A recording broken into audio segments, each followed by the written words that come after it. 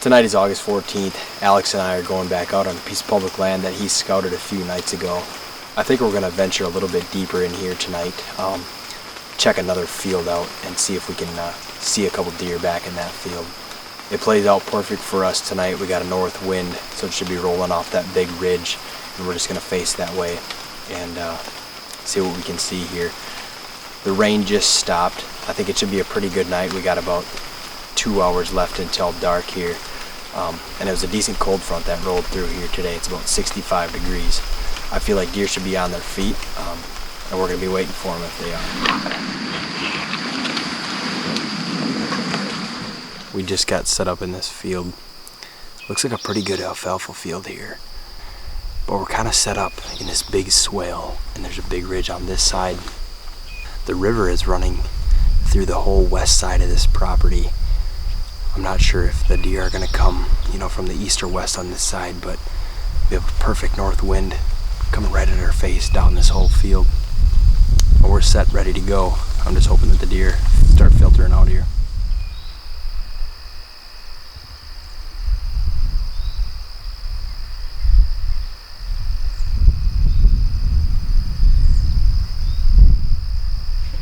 Carsen, how many big bucks do we see tonight? I see 2 right here, but a couple studs. As far as whitetails go, they claim Iowa's land of the giants, deer behind every tree. Bunch of baloney, if you ask me. I've been here a week now, and we've only seen 150-inch buck. Ethan's like, nah, 140s, 150s, we don't shoot those things. Little guys. I'm like, clip the release. Yeah. I'm shooting. I ain't even seen a 150-inch buck yet. But hey, I got nothing else. Hey, that's it. See.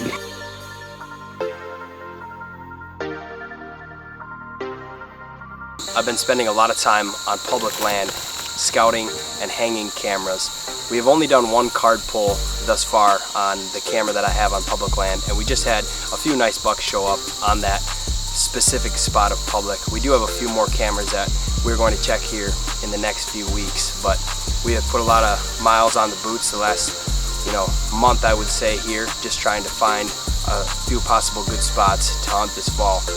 Along with scouting the public land, we have also been doing our fair share of door knocking and driving around trying to gain permission, and within this last week I was finally able to gain my first permission farm here in Iowa.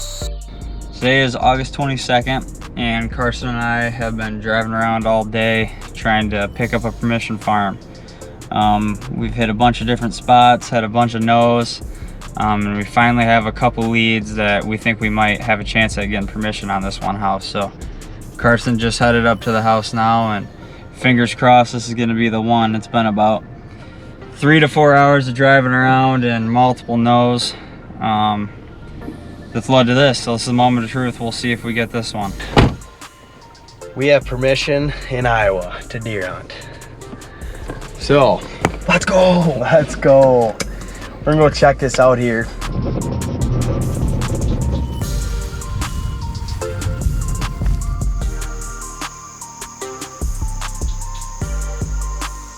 One thing I've been finding on this property here is a lot of acorns, and that could be something to keep in mind as we go into early October, that these deer might come up onto this point and kind of stage here before they get out to the corn or the fields and just eat acorns. What'd you find me there, Alex?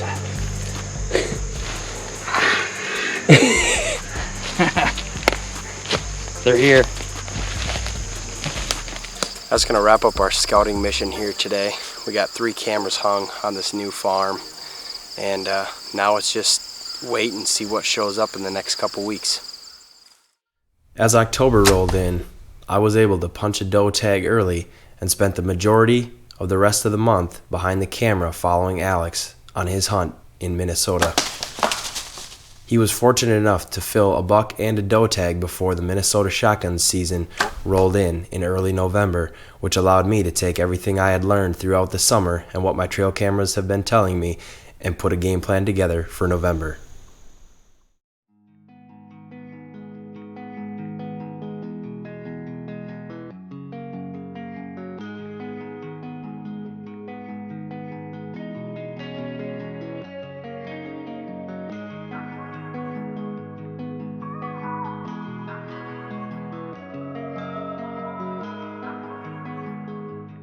November 2nd.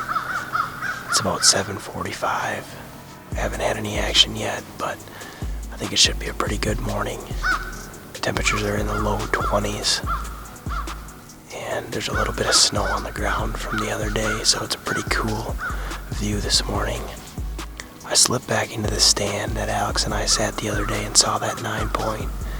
It's been 5 days since we were in here last, and it looks like these scrapes have been hit, and this trail has also traveled fairly heavy since the snow, so I think it should be a pretty good sit. I'm hoping that these deer, will move from 8 to 11 today and be sent checking these ridges, so I think we'll sit till about 9 o'clock, and if we haven't seen anything, we might do a little rattling sequence and see if we can stir something up, but we're gonna sit tight here and see what the morning brings.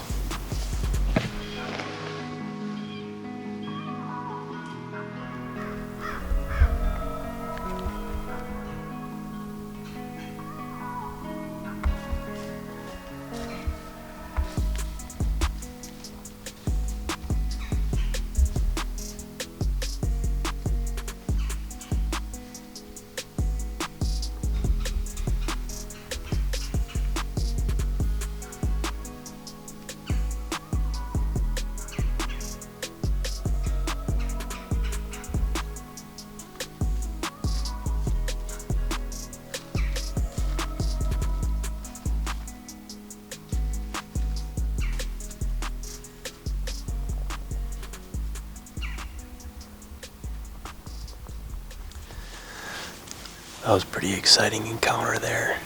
I was sitting here and kind of wondering why the deer weren't moving on such a nice morning like this, and then I had a doe and a fawn just kind of, look for acorns on that ridge behind me there, and I think they eventually went to the top and probably bedded down.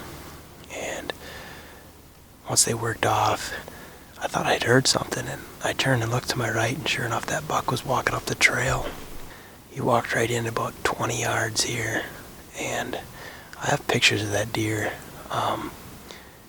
and he just looked like a 3-year-old. Really good frame. He definitely looked like a younger deer, and I think that 9-pointer is more mature, bigger body, and he's heavier antlered, so that buck got the pass card today. We're back out in the tree here the evening of November 2nd. After getting down this morning, I pulled a trail camera, and I've had a pretty good buck in here that has made a couple daylight appearances within the last few days, which makes me think there's a possibility he could be around tonight. The weather's a little bit warmer than we would like, but it's November, it's the rut, so we can't really complain about the weather. We just have to be in the tree. So that's exactly what we're doing here this afternoon. We're gonna stick it out here for the next 4 hours. We got in nice and early today because you just never know when a buck could come cruising by. I think we'll do a little bit of rattling here this afternoon, see if we can catch a buck on his feet or interested in another buck that could be coming into his area. So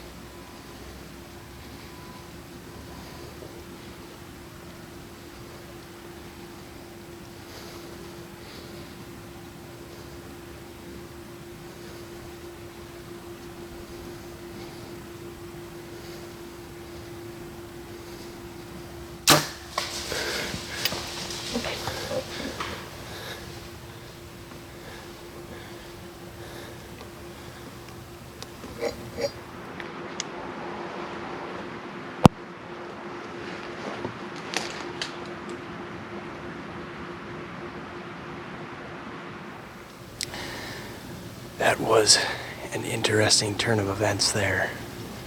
I was just standing watching for deer, and all of a sudden I caught some movement in the bottom, and sure enough it was that buck that I came in here for.